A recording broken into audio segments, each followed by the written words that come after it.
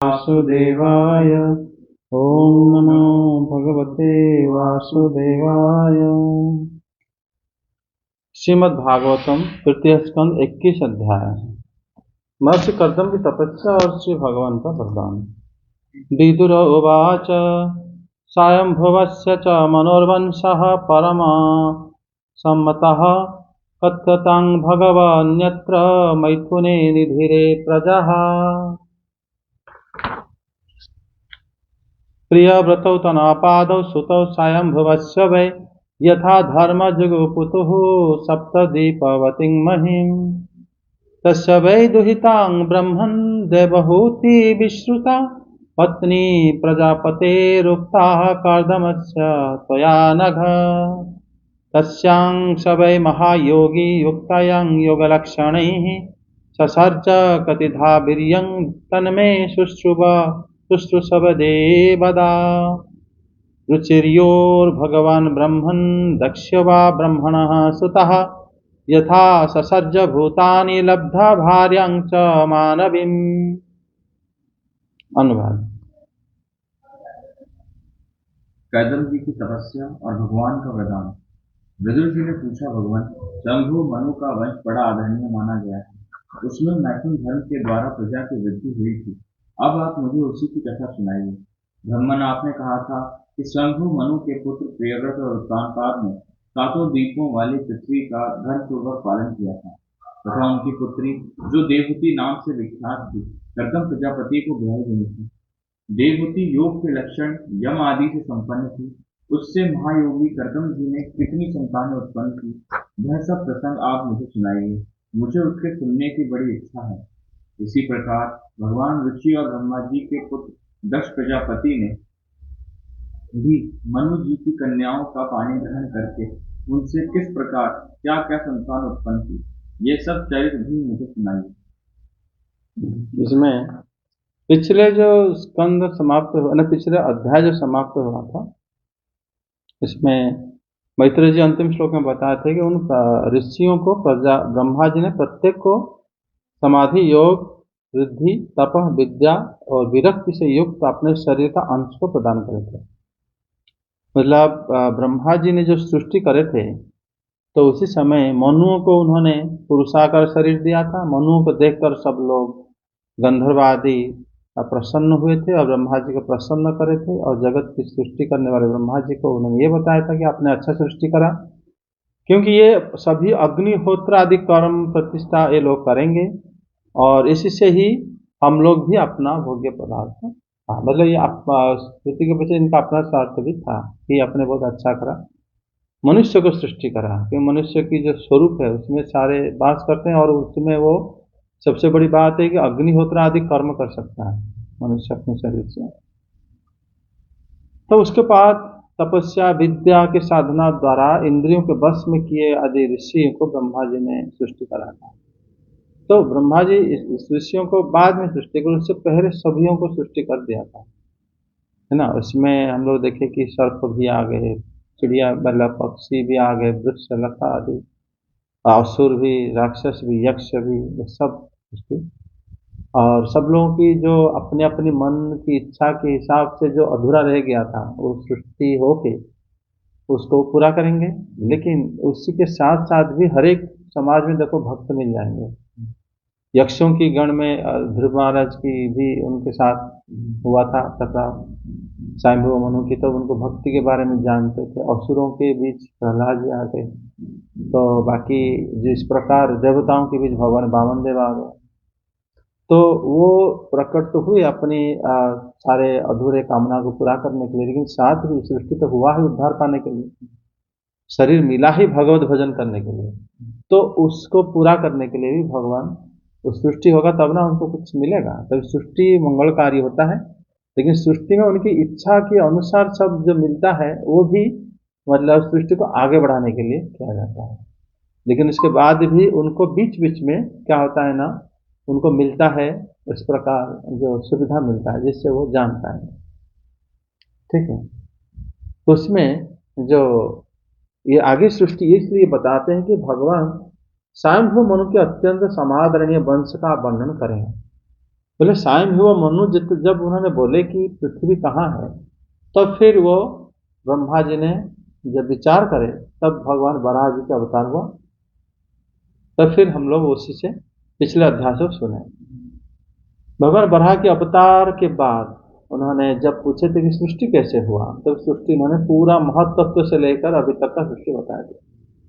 अब विदुर जी क्या करें ना, वो जानते हैं कि भगवान जब वराह अवतार के बाद भगवान कपिल अवतार हुए हैं, तो वो जानने की इच्छा से उन्होंने क्या करे ना, स्वयंभू मनु के अत्यंत समादरणीय वंश का आप वर्णन करें। उसमें मैथुन धर्म के द्वारा प्रजा वृद्धि हुई, पहले मैथुन धर्म में नहीं हुआ था। ब्रह्मा जी जो सृष्टि करे थे वो अपनी मन शक्ति से सृष्टि करे थे, लेकिन स्वयंभू मनु के जो सृष्टि हुई इस प्रकार, उसमें क्या होता ना, दो पुत्र थे। जय जय। स्वयंभू मनु के दो पुत्र, स्वयंभुवस्य वह प्रियावत्तो उत्तनापादो सुतो, दो पुत्र हैं स्वयंभू मनु और उत्तनापाद, और उन दोनों के दो पुत्र हैं स्वयंभू मनु के, और मही यथा धर्म जुगपतु हो, ये सप्तद्वीप जो पृथ्वी है इसको उन्होंने शासन करे। ये बात विदुर जी सुने और विदुर जी इस बात को बोले। उसके बाद वो कह रहे हैं निष्पाप तस्य वै दुहिता ब्रह्मण देवहूति विश्रुता, उसी में वो कह रहे हैं कि इसमें उनके जो प्रख्यात पुत्री तस्य देवहूति थी विश्रुता दुहिता कर्दमस्य प्रजापति पत्नी त्वया उक्ता, इसमें माता देवहूति उनके जो पुत्री थी मनु जी की, वो कर्दम प्रजापति की पत्नी हुए और स्वयंभू मनु की पुत्री है। तस्या योग लक्षण ही है, देवहूति देवी के बहुत योग लक्षण था उनके अंदर, कन्या होते हुए भी लक्षण योग लक्षण था। और उस देवहूति से महाजोगी कर्दम ने कितने संतान उत्पन्न करे, यह आप मुझे बताएं कैसे।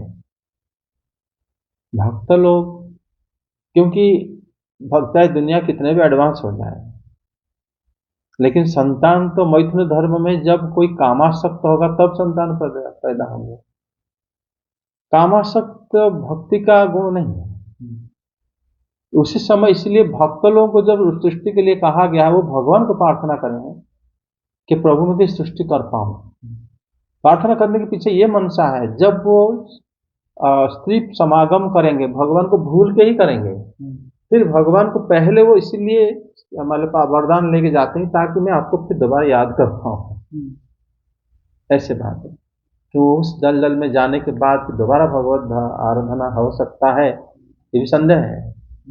इसलिए भगवान को पहले प्रार्थना करके फिर वो स्त्री समागम आदि करते हैं।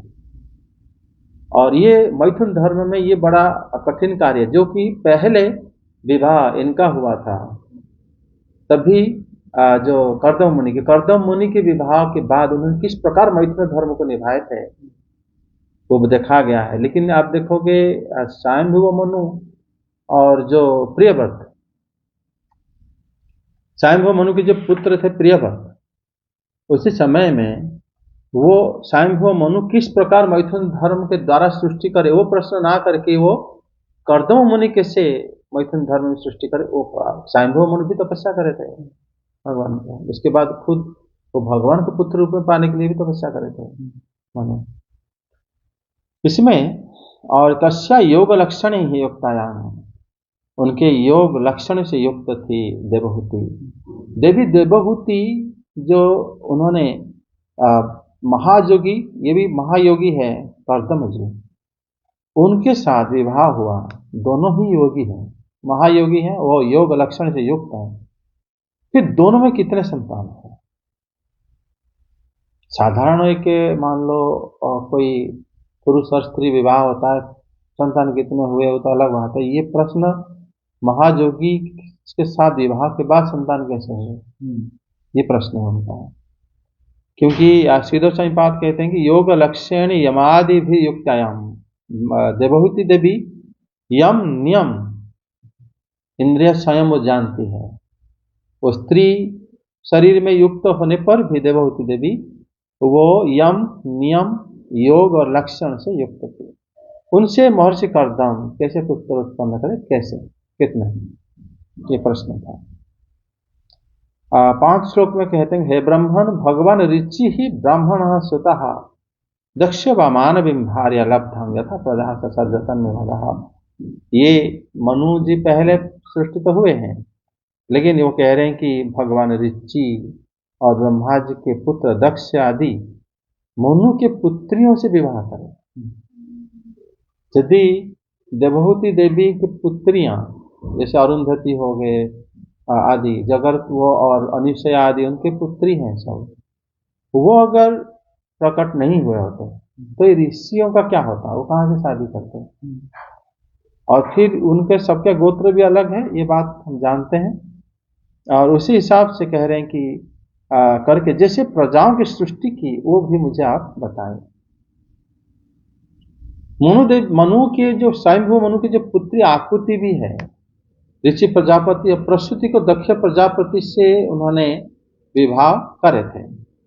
आकृति और प्रसूति वो दोनों मनु जी के पुत्री हैं, लेकिन बाकी जो वशिष्ठ हो गए, अत्रि, अंगिरा आदि, वो लोग इनके पुत्रियों से विवाह करते हैं, कर्दम जी के पुत्रियों के साथ।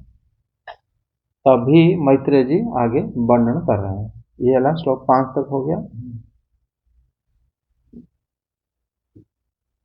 मैत्रेय उवाच प्रजा सृजति भगवान कर्दमो ब्राह्मणोदितः सरस्वत्यां तपस्तेपे सहस्राणं समादसः ततः समाधियुक्तेन क्रियायोगेन कर्दमः संप्रपेदे हरिं भक्तया प्रसन्नवरदा शुभं सुषं तावत् प्रसन्नो भगवान् पुष्कराक्ष कृते युगे दर्शयामास तं क्षतः शब्दं ब्रह्मा दधाद्रुपः। अनुवाद। मैत्रेय जी ने कहा, विदुर जी, जब ब्रह्मा जी ने भगवान कर्दम को आज्ञा दी कि तुम संतान की उत्पत्ति करो, तो उन्होंने 10,000 वर्षों तक सरस्वती नदी के तीर पर तपस्या की। वे एकाग्रचित्त से प्रेम पूर्वक पूजन उपचार द्वारा शरणागत वरदायक श्री हरि की आराधना करने लगे। जब सतयुग के आरंभ में कमल नयन भगवान श्री हरि ने उनकी तपस्या से प्रसन्न होकर उन्हें अपने शब्द ब्रह्ममय स्वरूप से मूर्तिमान होकर दर्शन दिए। यहाँ पर शब्दैक वेद्यम यद ब्रह्म तन्मयं बपुर दधातं प्रत्यमान गतरस्यमास। पहले उन्होंने कर्दम जी अपनी पिताजी ब्रह्मा जी से भगवान के बारे में सुने थे। सुनने से शब्द हो गए, शब्द ब्रह्म।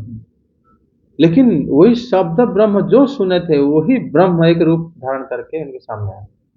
ऐसा नहीं कि अलग सुने थे और अलग आ गए, पहचानने में दिक्कत हुआ।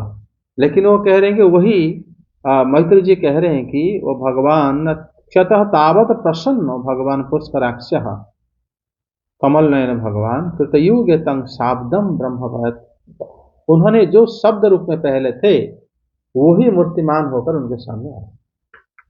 तो भगवान को ऐसे शास्त्र जनित्वात, हमारा जो ब्रह्म सूत्र में कहा जाता है कि भगवान को शास्त्र के माध्यम से जाना जाता है।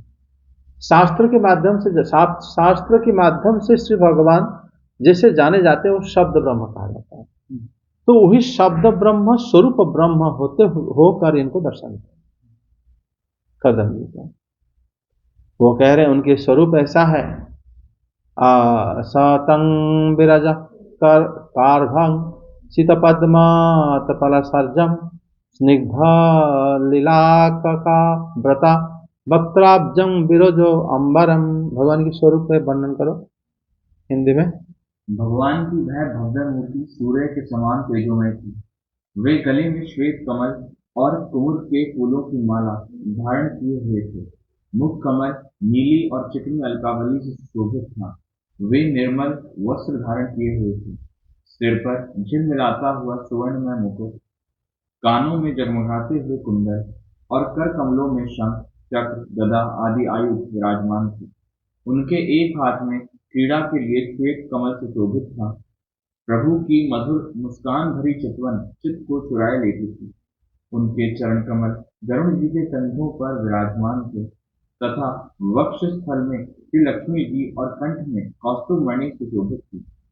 प्रभु की इस आकाश स्थित मनोहर मूर्ति का दर्शन करके कर्दम जी को बड़ा ही हर्ष हुआ, मानो उनकी सभी कामनाएं पूर्ण हो गईं।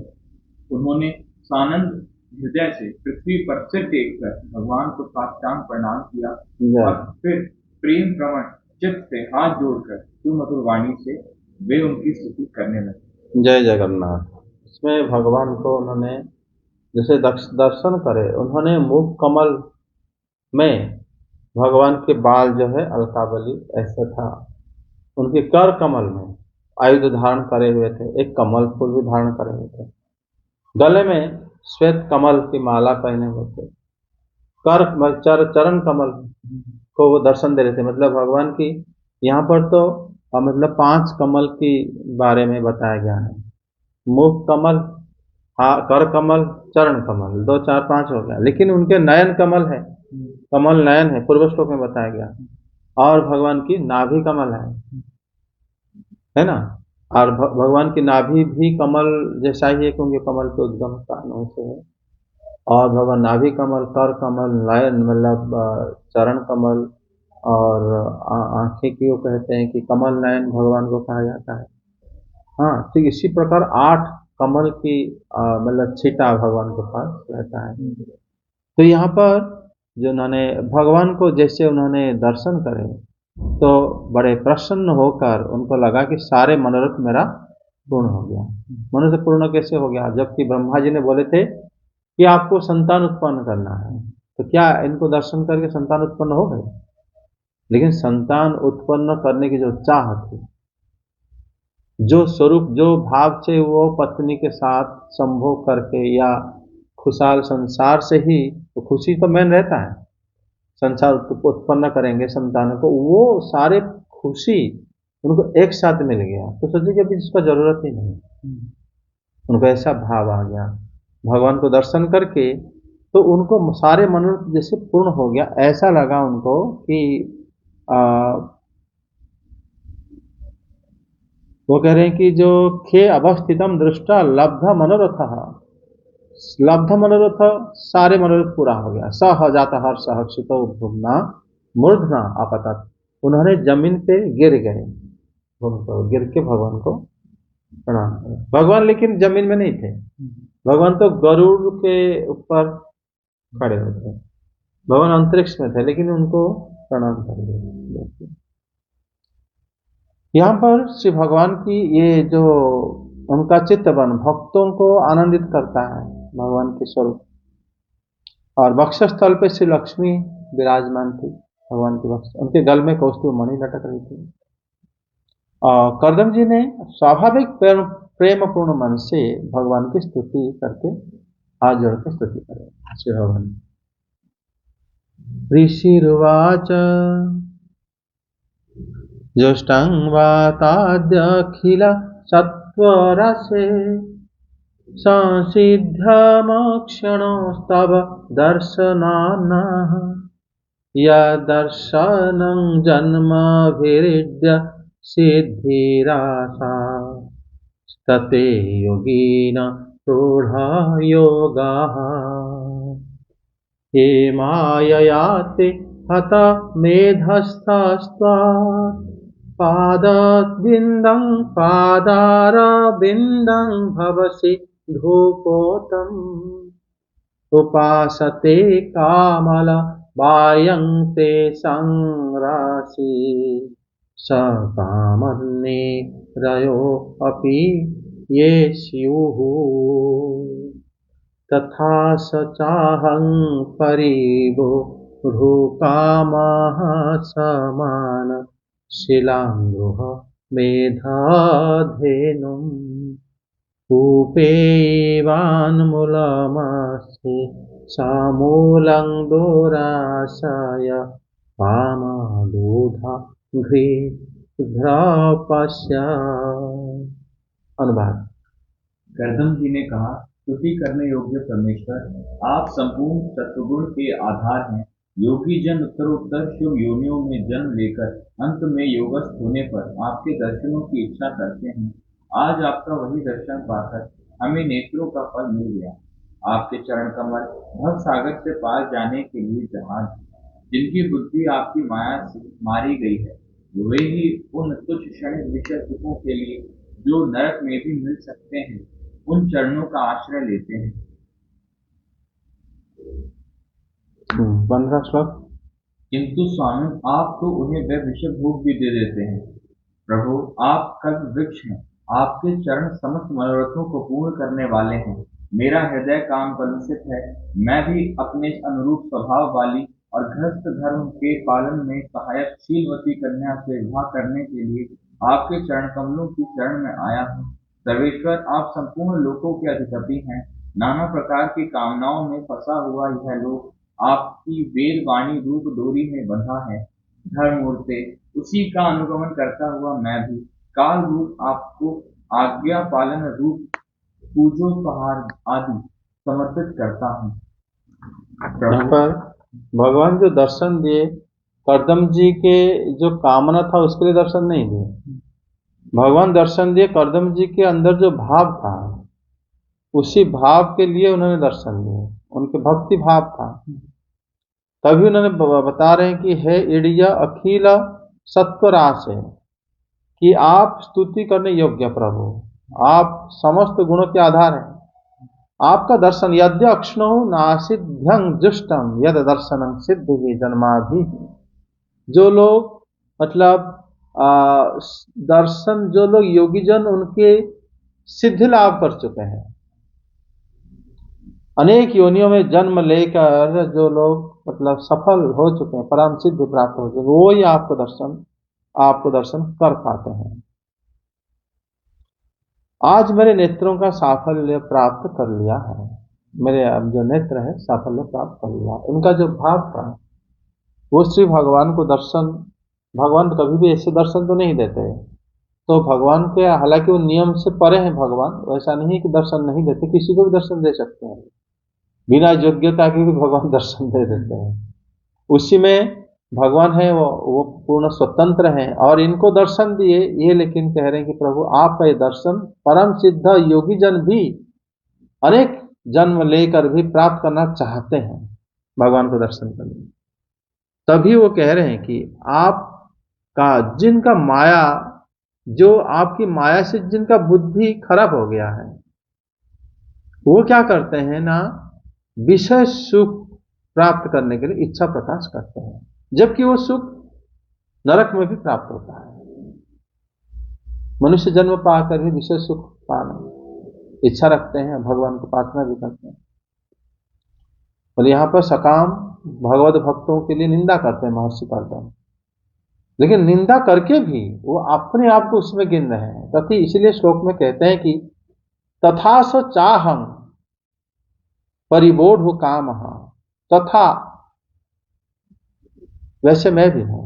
मतलब पहले वो कह रहे हैं कि जो लोग आपको सकाम कर्मी है, वो आपको कोई भी विषय सुख के लिए इच्छा करते हैं और वो विषय सुख नरक में भी प्राप्त होता है, लेकिन तथा मैं भी वैसा हूं। तथा यथा एक जगह में लगता है जहां बराबर में नहीं है कि मैं भी ऐसा हूं, मतलब मैं भी सकाम भक्ति करने वाले में से हूं। मेरा अंतःकरण कलुषित है, भगवान को प्रार्थना करके कह रहे मेरा अंतःकरण कलुषित, किंतु इसीलिए भगवान को तपस्या करिए, जानने भगवान को आराधना करे, क्योंकि उनके पापा ने बोले थे कि तुम संतान उत्पन्न करो।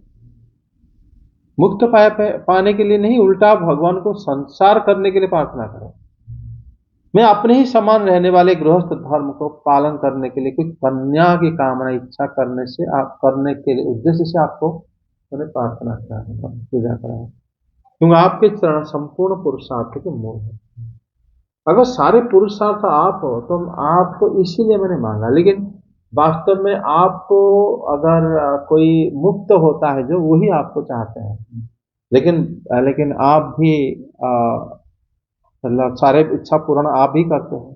कर्दम ऋषि कहते हैं मैं गृहस्थाश्रम के त्रिवर्ग जो है धर्म अर्थ काम के लिए ही मैं चाहता हूं।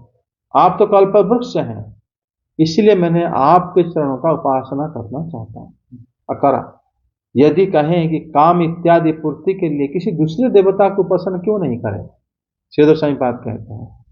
ऐसे कर्दम जी तो कर सकते थे, जो दूसरे देवताओं की जो ब्रह्मा जी के पास है कि ये देवताओं को तो ये चाहिए, लेकिन श्री भगवान को करने के पीछे क्या मनसा थे उनके, क्योंकि वो करेंगे आपके चरण सभी फल को दे देता है, इसलिए मैं आपको पूजा करना। मतलब भक्त किसी ना किसी बहाने भगवान को ही भजन करता है, तो जानता है पता नहीं मेरा क्या होगा, लेकिन इनको कर्दम जी भगवान की पहले से ही भक्त हैं। वो भक्ति एक जन्म में नहीं होता।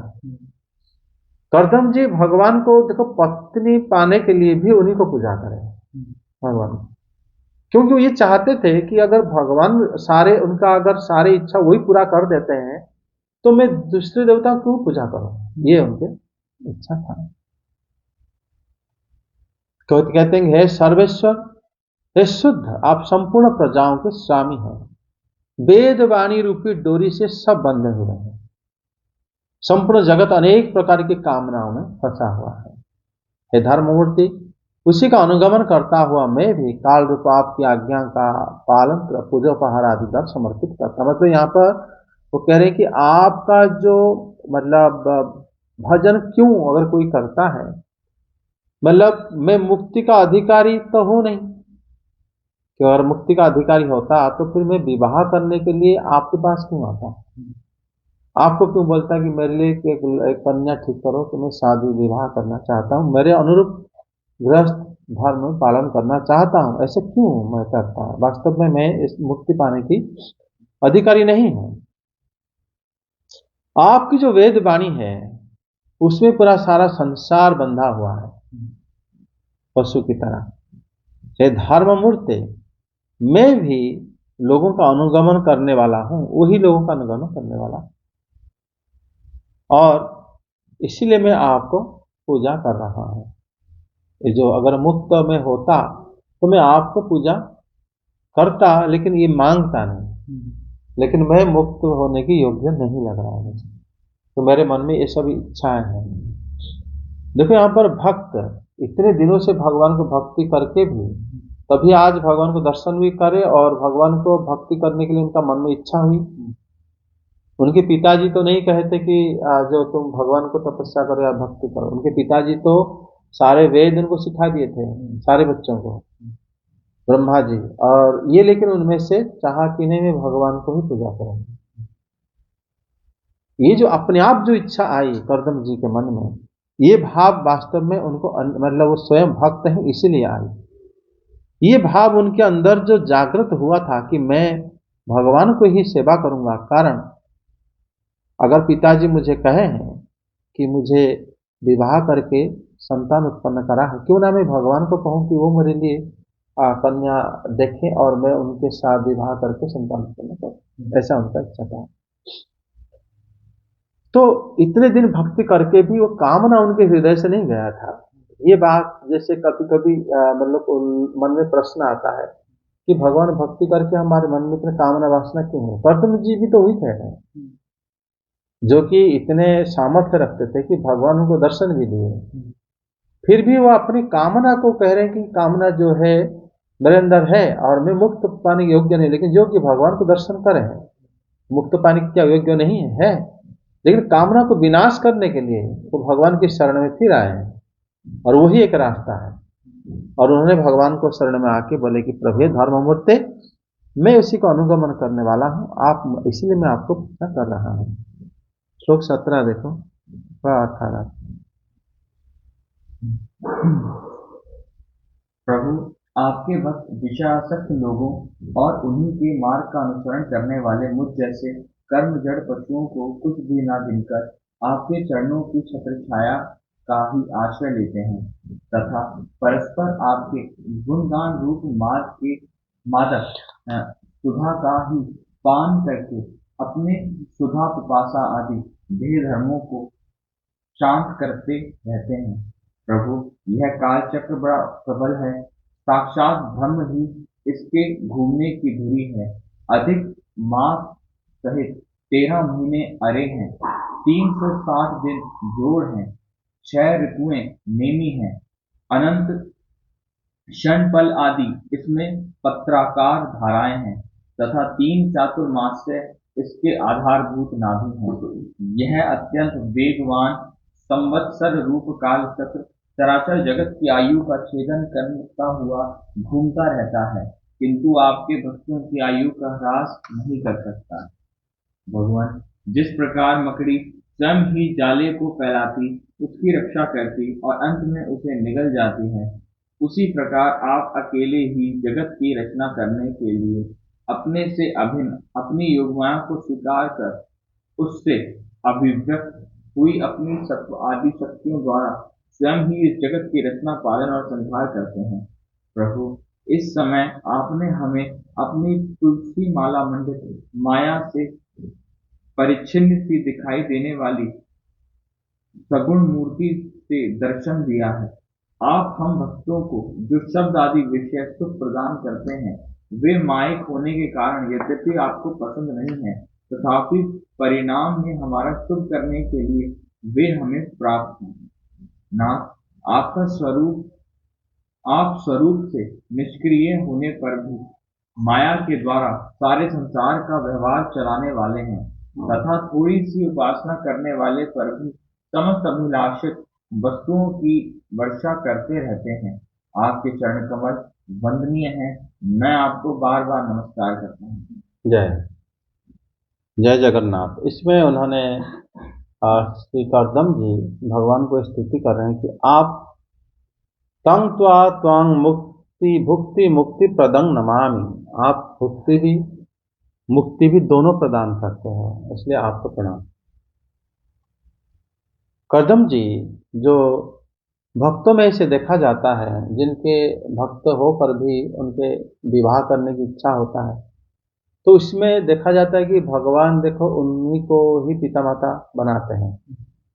जैसे देवहूति नंदन श्री कपिल भगवान अवतीर्ण हुए, और स्वयंभू मनु शतरूपा भी, वो भी तो विवाह करे थे, तो उनका भी देखो भगवान कृष्ण गर्भ के रूप में आए, है ना भगवान, और श्री कृष्ण के रूप में उन्हीं के होके आए। और श्री भगवान ये जो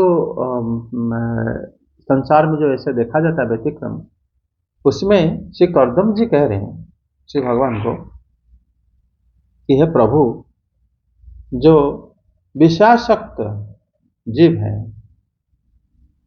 मतलब उस तरह जो कर्मजड़ पशु की परवाह न करके आपके शरण रूपी तापत्र विनाश छत्र की छाया को ही अपना आश्रय बना लेते हैं। कौन? भक्त लोग।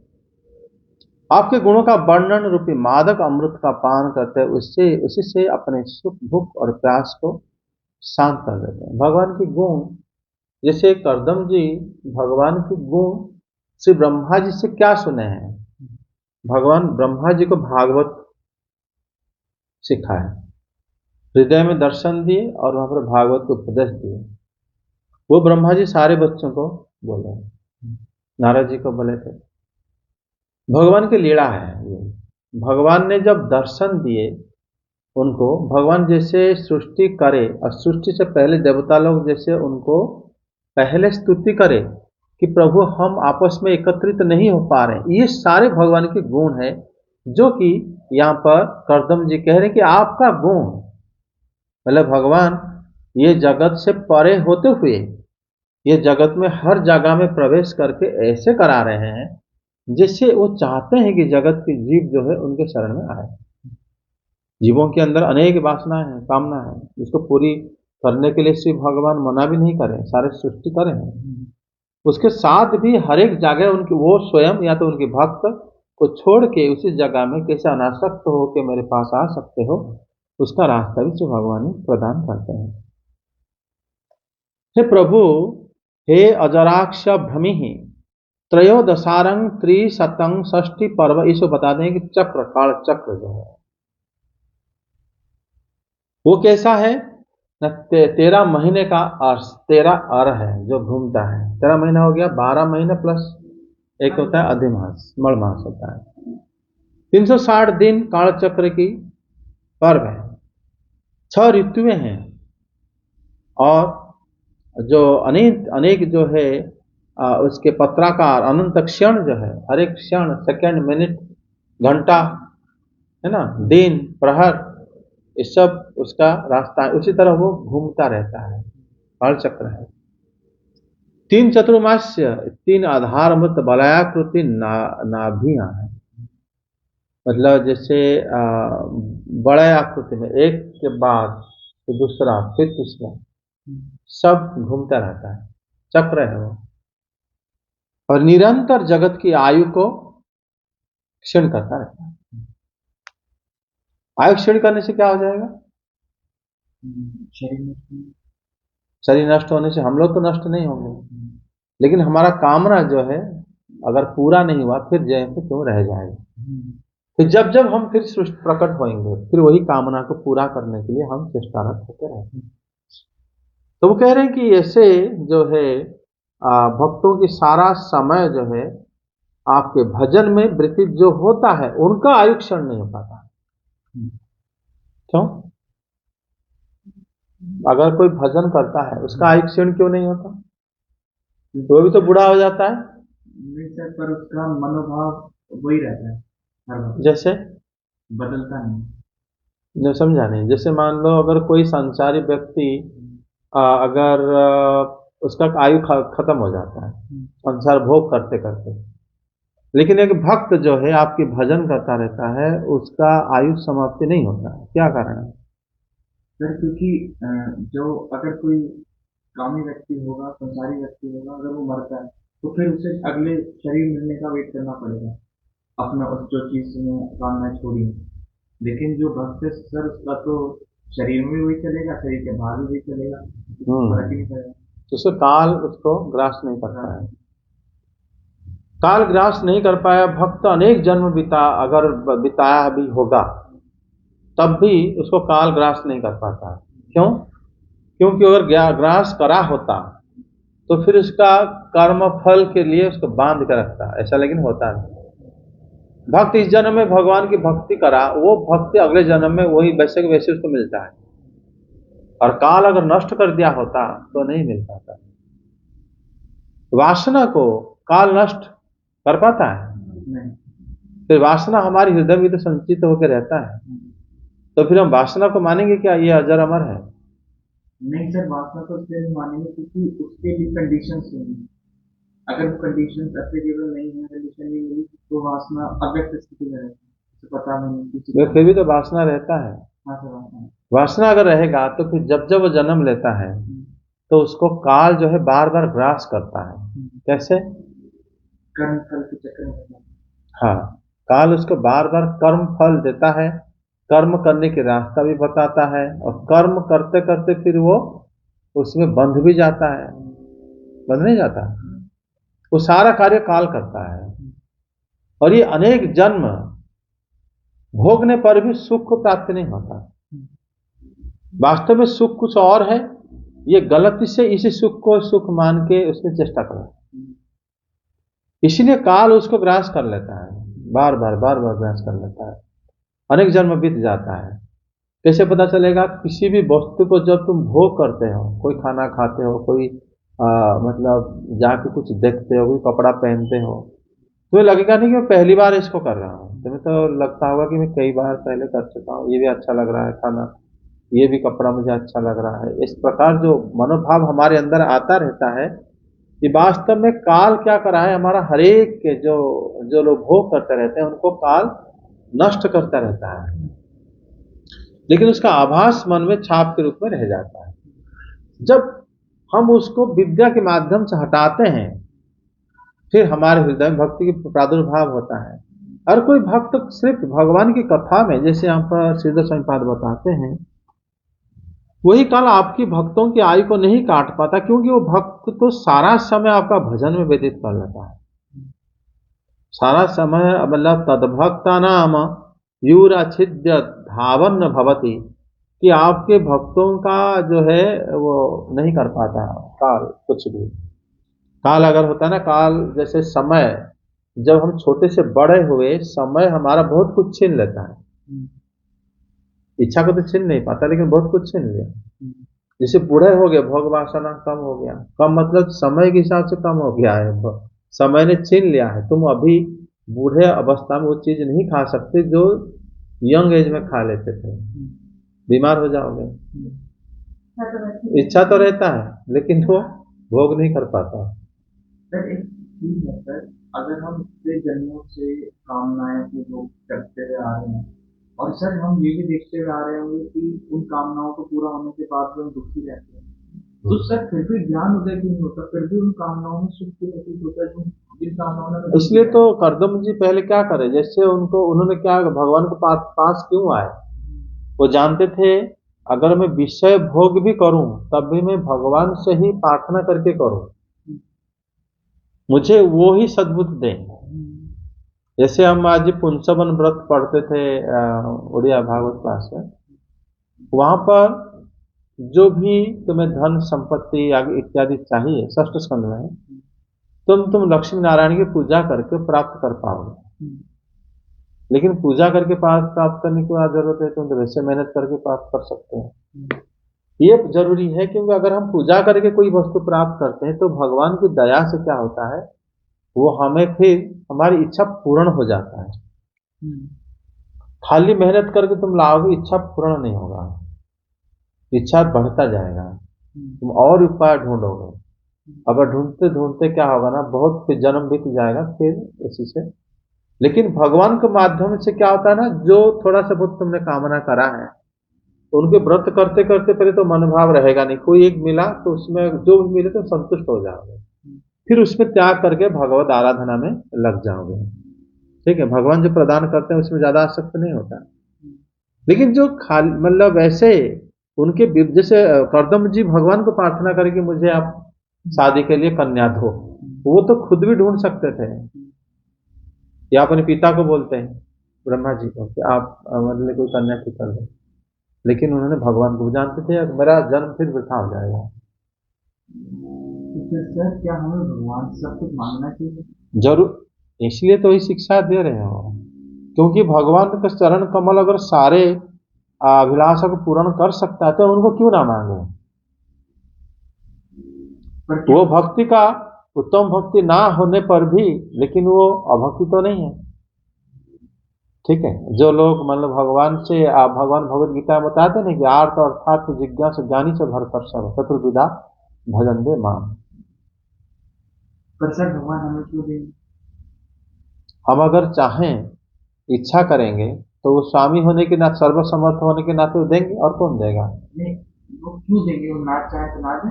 ना भी दें, लेकिन हम अगर उनको मांगे तो फिर होगा हमारी जो कम से कम कामना तो शांत हो जाएगा। कामना, हाँ, हमारा कामना क्या बढ़ता जाता है। अगर भगवान को मांगते हैं तो फिर हमारा कामना शांत होते होते हमें उन्हीं को मांगने की वजह से कि अदृश्य भक्ति हमारे हृदय में जागृत हो जाता है, जो कि हम उन्हीं की शरण में फिर आ जाते हैं, सब छोड़ देते हैं। अगर भगवान को ना मांग के तुम सोचोगे कि भगवान वास्तव में तुम्हें सारे वस्तु उन्होंने ही दिए हैं, और कौन दे रहा है, वो उन्होंने ही दिए हैं, लेकिन हम उन्हीं से मांगने से फिर ये वस्तु से क्या होगा लेना देना? ये होगा कि कम से कम वस्तु को देख के तुम्हें लगेगा भगवान ने मुझे प्रदान करे हैं ये वस्तु, फिर तुम भगवान के प्रति और आसक्त हो जाओगे, वस्तु के प्रति आसक्त कम हो जाएगा।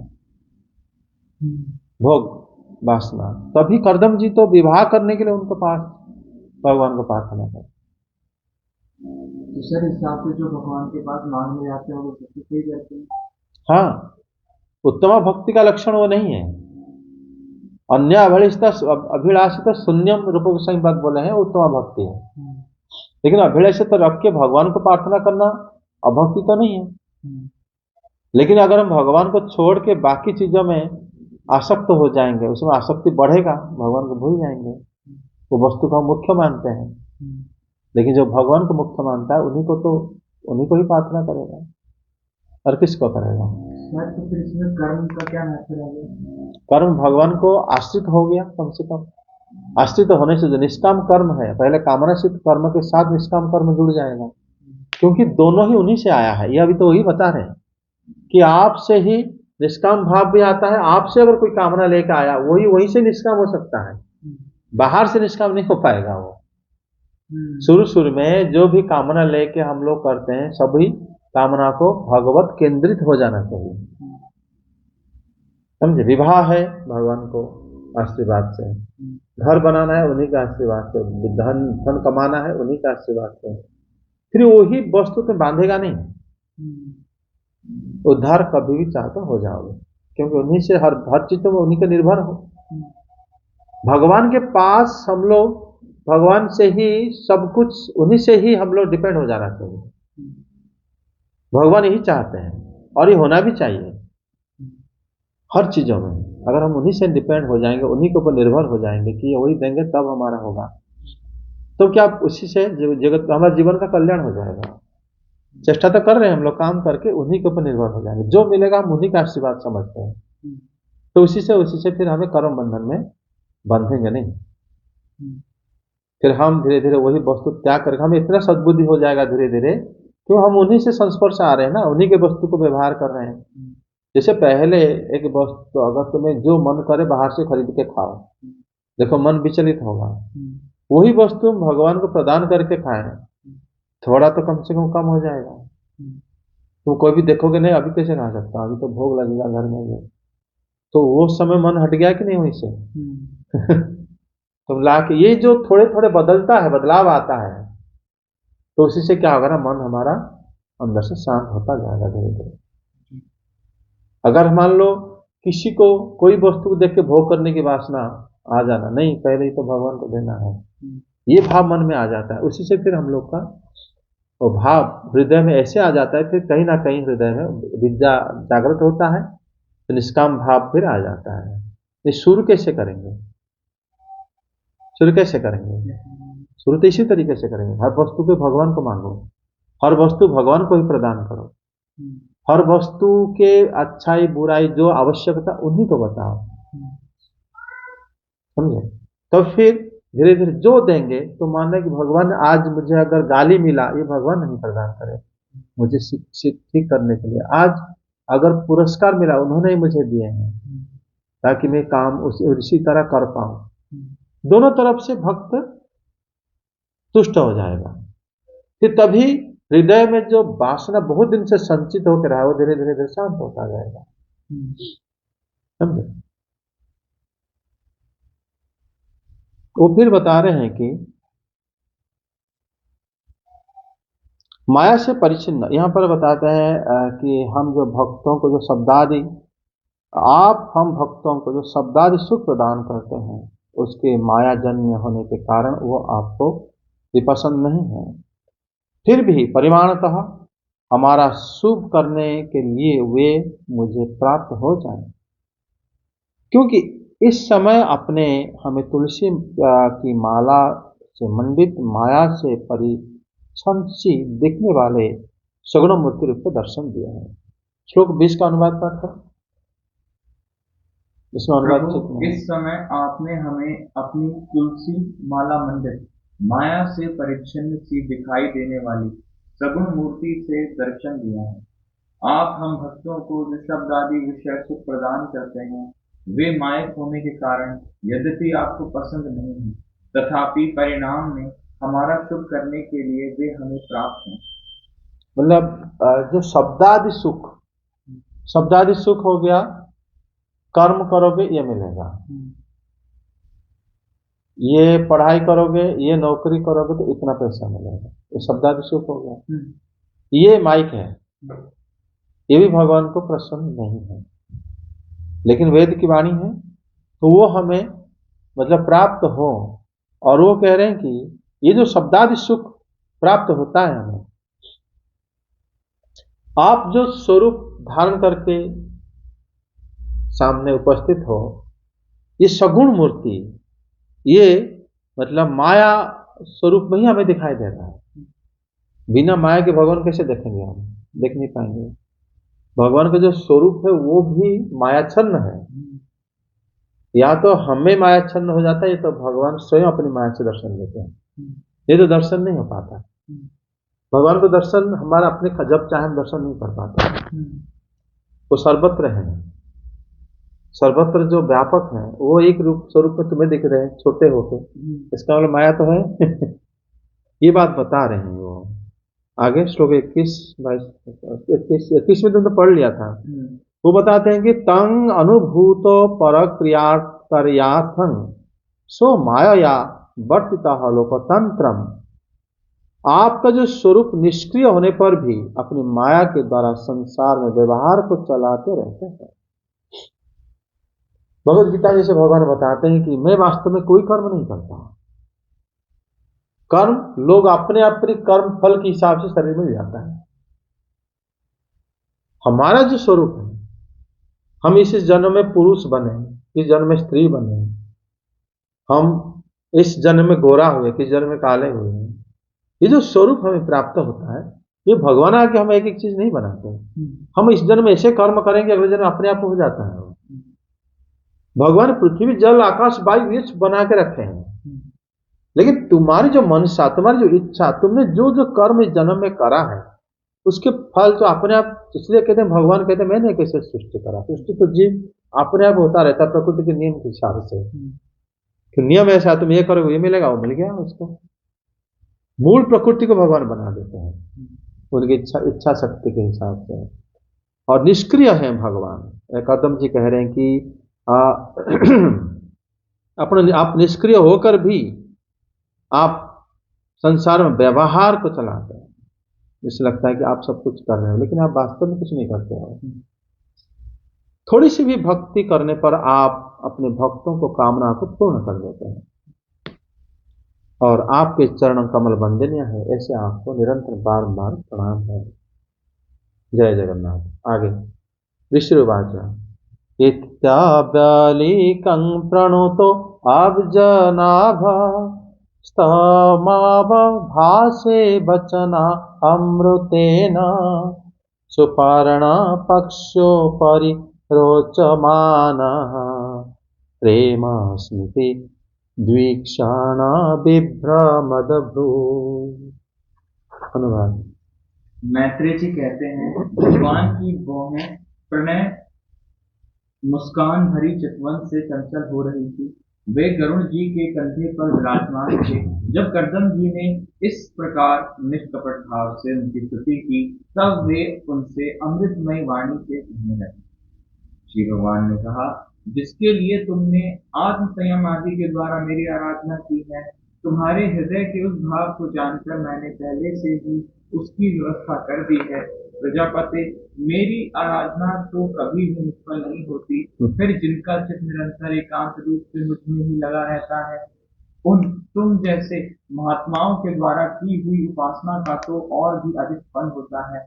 प्रसिद्ध यशस्वी सम्राट शंभु मनु ब्रह्मावर्त में रहकर 7 समुद्र वाली सारी पृथ्वी का शासन करते हैं। विप्रवर, वे परम धर्मज्ञ महाराज महारानी शत्रुपा के साथ तुमसे मिलने के लिए परसों यहाँ आएंगे।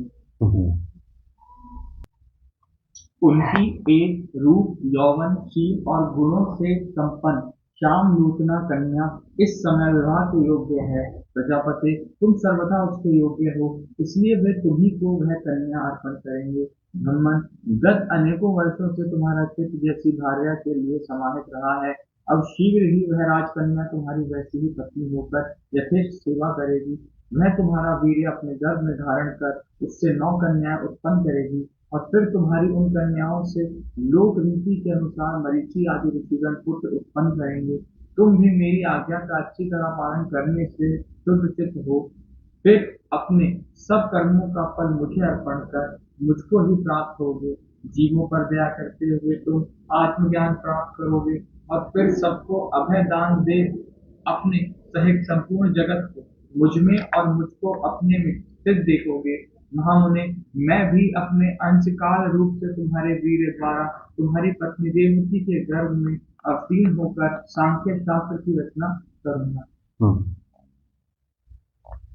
यहाँ पर जो भगवान कह रहे हैं कि महामुने अहं च स्वांश कलाय च तद विधियेन तव क्षेत्र देवहूत्यां तत्व संहिता प्रणश्ये, और उसमें बताते हैं कि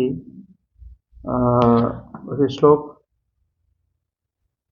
या ते आत्मभूतं ते वीर्यं नवधा प्रसविष्यति तदीये वीर्ये ऋषयः आत्मनः अंजसा आधाय सन्ति। इसी 2 जगह में श्लोक 29 में और श्लोक 32 में दोनों जगह वीर्य शब्द से भगवान ने व्यवहार करे हैं। पहला शब्द पहले में बता रहे हैं कि आपकी वीर्य मतलब कर्दम मुनि के वीर्य को आप गर्भ में धारण करके 9 कन्या को उत्पन्न करेंगे, ऋषिगण उसी से विवाह करेंगे। फिर कह रहे हैं कि आपके वीर्य को हे महामुनि मैं अपने अंश कला सहित आपके वीर्य से ही आप पत्नी देवहूत के गर्भ में अवतीर्ण होकर शांति शास्त्र प्रदान करूंगा। दोनों में अंतर है।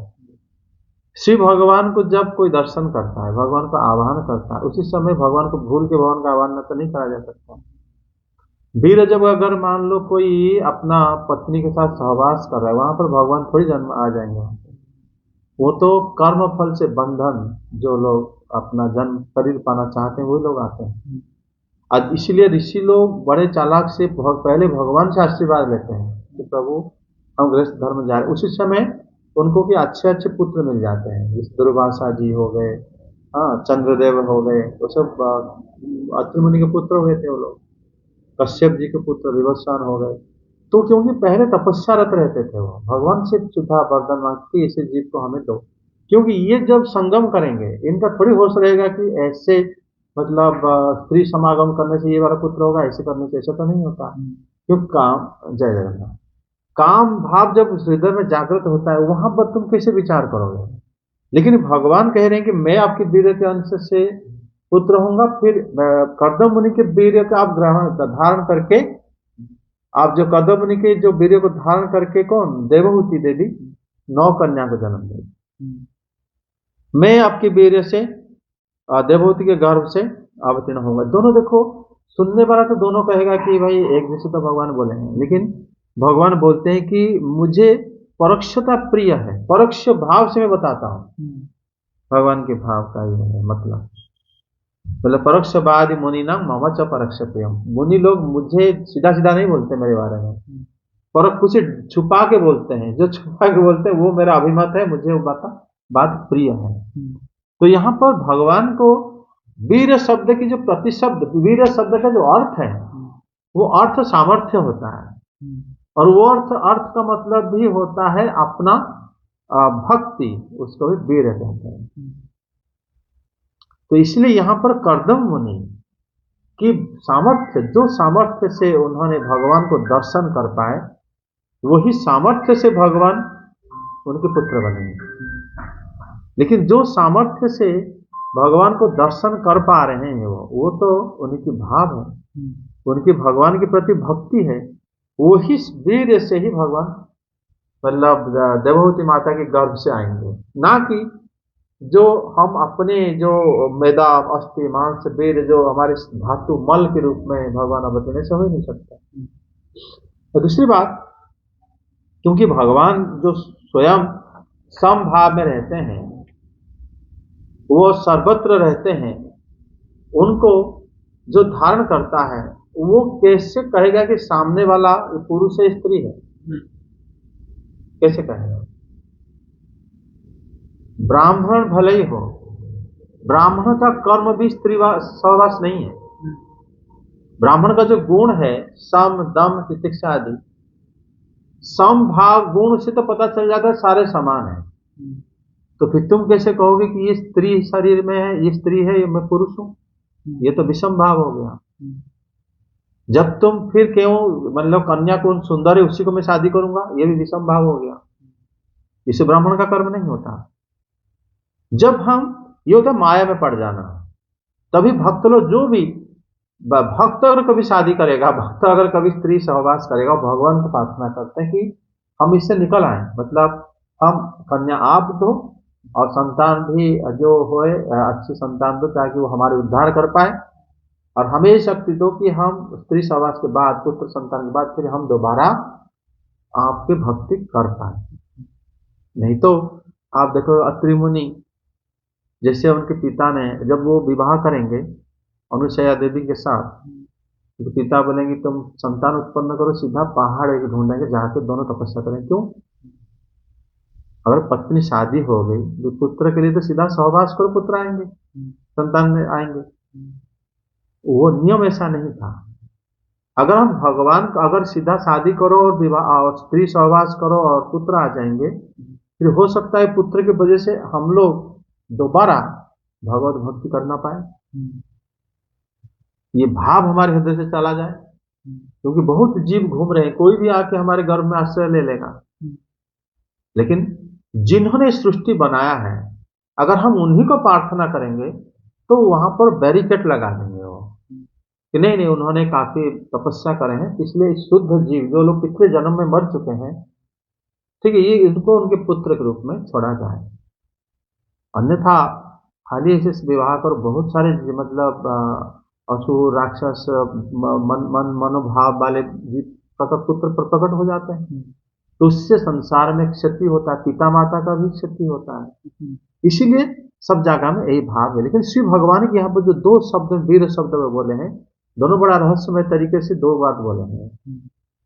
इन्होंने पहले वो बोले हैं श्री भगवान उवाच विदित्वा तव चैत्यं मे पुरैव समयो योजी तदर्थमात्मनियसेष्व यैवाहं समर्चितः न वे जातु मृषैव शतप्रजाध्यक्षमदर्हणं भवद्युधे स्वतितरं मयि मं संगृहीतात्मनम्।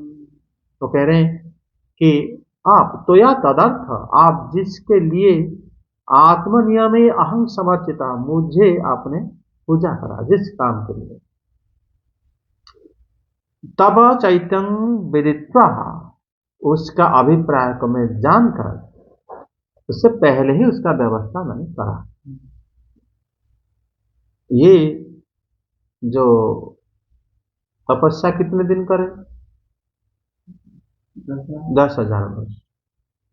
तब देवहूति देवी की जन्म नहीं हुआ था। देवहूति देवी के 10,000 वर्ष के बाद शादी करने आई क्या? वो तो अभी भगवान बता दें कि शील आदि गुण संपन्न, हाँ मतलब वो अभी असिता पांगिमम वयः, वो अभी से ही उम्र उसकी हो गई है, 16-17 साल उम्र होगी जब विवाह करने योग्य। तो ये इतने दिनों से तपस्या कर रहे थे कर्दम जी। उनका जो पत्नी थी अभी तक जन्म नहीं हुई थी, तो वो तपस्या करी। श्री भगवान ने कहा कि तुम्हारी चित्त का अभिप्राय मैं जानता था। ये उसका अर्थ ये हुआ कि स्वयंभुव मनु और कर्दम जी जब स्वयंभुव मनु विवाह हुए, वो भी अपनी संतान उत्पन्न करे। कर्दम जी जब विवाह होने के लिए इच्छा प्रकाश करें, वो दोनों को भगवान ने मिलाया। ये भी संतान चाहते हैं, इनकी संतान इनके पत्नी ही बन सकती। बाकी ऋषि लोग भी चाहते हैं पत्नी, तो इनके पत्नी की पुत्रियों को उनको बांटा जाएगा। ऐसा इच्छा जब जागृत होता है, वो इच्छा को भगवान, ऐसा तो नहीं वैकुंठ से किसी को बुलाएंगे कि इनको से शादी करो, ऐसा तो नहीं कर सकते। भौतिक जगत में दूसरे लोगों को भी इच्छा होता है, वो इच्छा करेंगे तो वो इच्छा से इनकी इच्छा पूर्ति होगी, इनकी इच्छा से उनकी इच्छा पूर्ति होगी। फिर ये लोग क्योंकि मेरे शरण में आए हुए हैं, फिर इनका फिर से वो वैराग्य उत्पन्न होकर वो फिर मेरे शरण में आ जाएंगे, भक्ति करेंगे। और भगवान देखते ही शुद्ध आत्मा है, वहां पर भी भगवान स्वयं प्रकट होकर जगत में उद्धार करने के लिए सबको सांख्य शास्त्र योग शास्त्र को वितरण कर देंगे। यही विधि है। भगवान कैसे अवतीर्ण होंगे? भगवान युद्ध करने के लिए, हिरण्याक्ष को मारने के लिए भगवान ब्रह्मा जी के नाक से प्रकट हो गए। लेकिन जब शिक्षा प्रदान करेंगे तो उनको भगवान को उसी तरह आना पड़ेगा संसार में जैसे लोग रहते हैं। तो जैसे वो शिशु रूप में फिर बड़े होंगे, उनके पिता माता आस पड़ोस सब देखेंगे, भगवान धीरे धीरे इतने बुद्धि संपन्न, इतने मतलब अच्छे से काम कर देते हैं, तो क्यों ना वो हम जो सिखाते हैं माने। तो सब लोग फिर उन्हीं से, ये लीला होता है भगवान की। और लीला के लिए भगवान अपने ही भक्तों को चुनते हैं। यहां पर देखो भगवान स्वयं उनके पुत्र बनेंगे कर्दम जी को। कह रहे हैं कि जिन लोगों ने अपना मन मुझ में एकाग्र किया है, उनका आराधना कभी व्यर्थ नहीं जाता। और अतित राम मदाहरणम न जातो मुझसे बनसात, कभी मिथ्या नहीं होता, वो व्यर्थ नहीं जाता। जिसे मुझे आराधना करे वैसे ही उससे अधिक फल मिलता है। भगवान को जो हम चाहे भी नहीं होंगे वो भी वो दे देते हैं। उनको तो चाहिए था कि पत्नी, लेकिन ये चाहते थे कि भगवान उनके पुत्र बनेंगे। ये तो नहीं चाहता उनका, लेकिन भगवान स्वयं उनके पुत्र रूप में आए। क्या उन्होंने ये चाहे थे कि मैं पत्नी के साथ मैं जो समागम करूं, ऐसे ऋषियों की लिए 9 योग्य सुयोग्य कन्या जात हो, तो नहीं चाहे थे। लेकिन सब अधिक उनको प्राप्त हुआ था। उसके बाद उन्होंने बताया, क्योंकि वो कभी निष्फल नहीं जाता, न में भक्त प्रणश्यति, भगवद गीता में भगवान बोलते हैं। उसके बाद वो बताते हैं कि विख्यात मंगल प्रजापति सुता यह ब्रह्मावर्तम अधिवसन सप्तवर्णा महिम अधिशास्त्र सम्राट मनु। प्रसिद्ध यशस्वी ब्रह्मा जी के पुत्र जो ब्रह्मावर्त में रहकर 7 समुद्र को पृथ्वी को शासन करते हैं, वो जो है स्वयंभुव मनु है उनका नाम।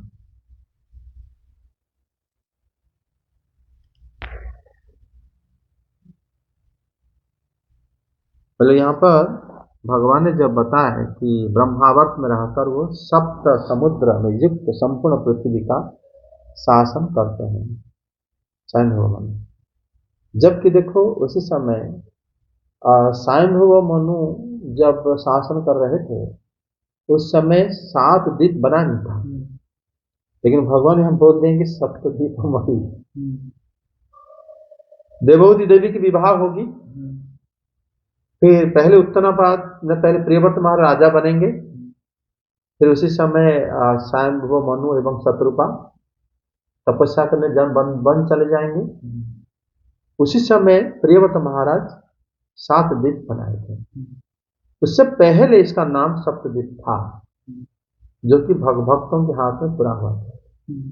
जिसे गणेश जी के एकदंतम शास्त्र में वर्णित था, लेकिन उनका 2 दांत था।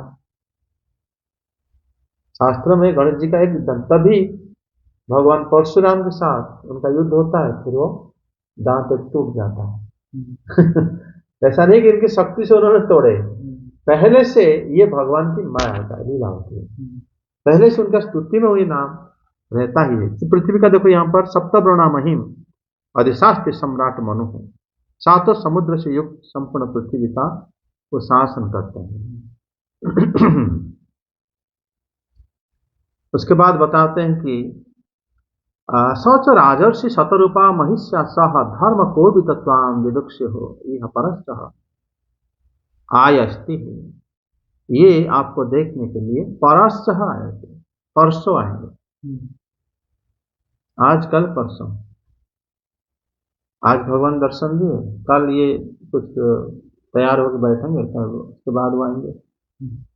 ये भगवान को प्रार्थना करे थे कि मुझे विवाह के लिए उपयुक्त कन्या मुझे मिले।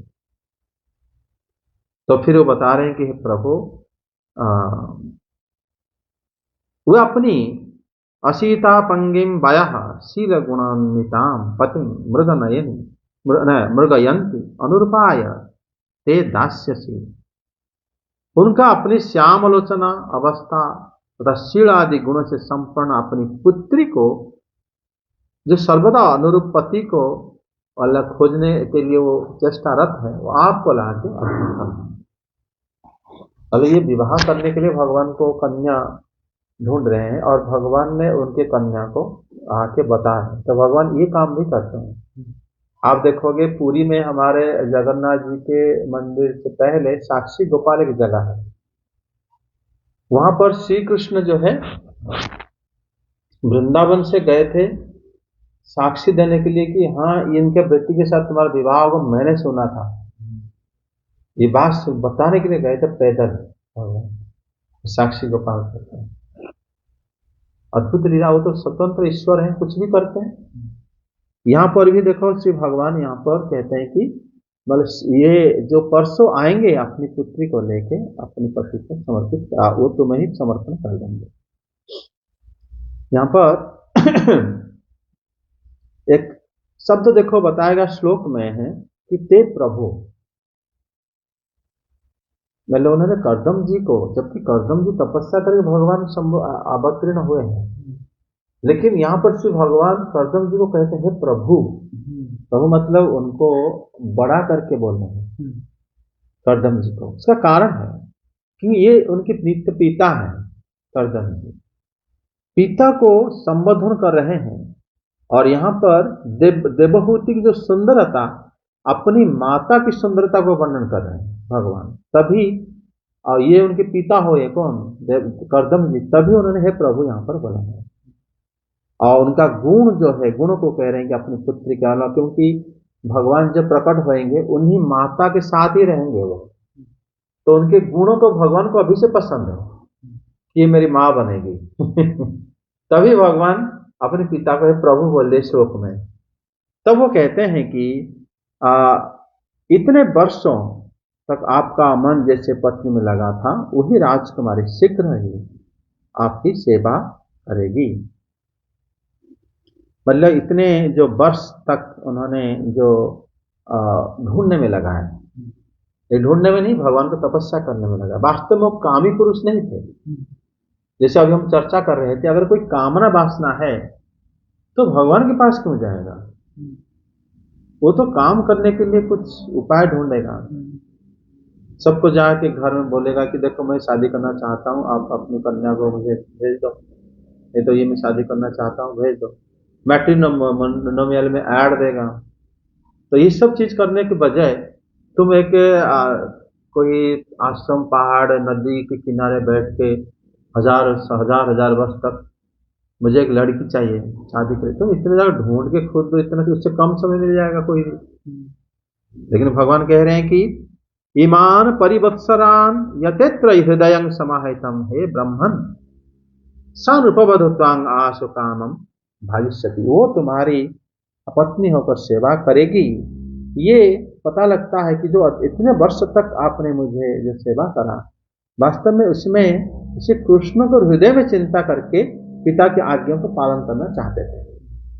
वास्तव में यहाँ पर काम भाव नहीं था, लेकिन चाहते थे कि पिता हमारे चाहते हैं कि मैं विवाह करूं, और भगवान के हृदय में धारण करके, नहीं तो स्त्री के हृदय में धारण कर इतने दिन तक तो कोई बैठ नहीं पाएगा, तो भगवान के हृदय में धारण करके इतने दिन तक वो बैठ गए। और उन्होंने, वो कहते हैं कि वो आपके वीर को गर्भ में धारण करके 9 कन्या को उत्पन्न करके, जिससे ऋषि लोगों को क्या होगा, भगवान की प्रजा वृद्धि के लिए पत्नी ग्रहण करना चाहते थे। ये बात भगवान को पता है। जैसे ये चाहते थे पत्नी, ये बात भगवान को पता है। सांभो मनु जब सृष्टि हुए, मतलब वो प्रजा वृद्धि करना चाहते थे। ऋषि लोग भी उत्पन्न होने के बाद वो भी शादी करना चाहते थे, कोई योग्य कन्या हो। ऐसे नहीं कह रहे किसी से भी शादी कर लो, तो वो क्या करे ना, वो भी इंतजार करते। भगवान तभी कहे कि आपकी जो पुत्री होगी, वो पुत्री से मरीच आदि ऋषिगण सब विवाह करेंगे, उनके पुत्र उत्पन्न होंगे।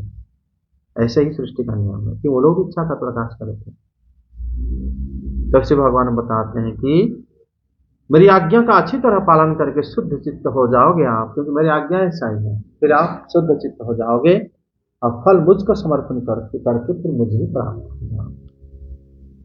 और फिर बताते हैं कि जीवों को दया करके तुम जब संन्यास ग्रहण कर लोगे तब, और तुम संपूर्ण जगत के साथ अपने आप को मुझे भी देखोगे। तो सब कुछ जब छोड़ दोगे, देखोगे सर्वत्र मैं ही। तो फिर उसके बाद कहते हैं कि महामुनि, मैं अपनी अंश कला सहित फिर देवहूति के गर्भ में अवतीर्ण होकर सांख्य शास्त्र का प्रयाण करूंगा। तो यहाँ पर भगवान तब प्रकट होंगे जब ऋषि जाने वाले हो जाएंगे घर छोड़, तब इनकी भक्ति भाव ऐसे रहा होगा, तो भगवान तभी प्रकट होंगे, तब वो चले जाएंगे छोड़ के, इनको प्रदक्षिणा करके।